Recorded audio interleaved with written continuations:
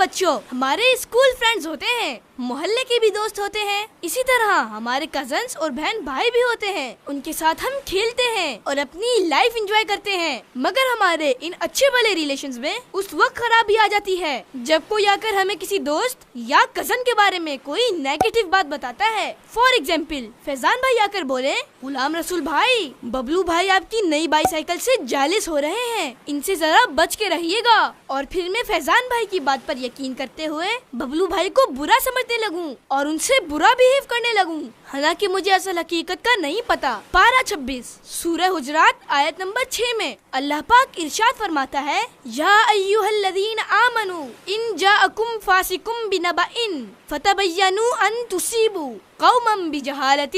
فتصبحوا علی ما فعلتم نادمین، جس کا ترجمہ ہے کہ اے ایمان والو، اگر کوئی فاسق تمہارے پاس کوئی خبر لائے تو تحقیق کر لو، کہیں کسی قوم کو انجانے میں تکلیف نہ دے بیٹھو، پھر اپنے کیے پر شرمندہ ہونا پڑے۔ یعنی اے ایمان والو، اگر کوئی فاسق تمہارے پاس کوئی خبر لائے جس میں کسی کی شکایت ہو تو صرف اس کی بات پر بلیو یعنی اعتماد نہ کرو، بلکہ تحقیق کر لو کہ وہ صحیح ہے یا نہیں، کیونکہ جو گناہ سے نہیں بچا وہ جھوٹ سے بھی نہ بچے گا، اور اگر حقیقت جانے بغیر کسی کو تکلیف دے دی اور بعد میں معلوم ہو کہ خبر غلط تھی تو پھر شرمندگی ہوگی۔ پیارے بچوں، اس آیت سے معلوم ہوا کہ دین اسلام ان کاموں سے روکتا ہے جن سے سوسائٹی کا امن خراب ہوتا ہے، اور وہ کام کرنے کا حکم دیتا ہے جن سے سوسائٹی میں امن و سکون آتا ہے۔ جیسا کہ بیان کی گئی آیت مبارکہ کے حکم پر اگر ہم عمل کریں تو ہمارے معاشرے میں امن آ سکتا ہے، کیونکہ ہمارے یہاں لڑائی جھگڑے ہوتے ہی اس وجہ سے ہیں کہ جب کسی کو کوئی اطلاع دی جاتی ہے تو وہ اس کی تصدیق نہیں کرتا، بلکہ فوراً غصے میں آ جاتا ہے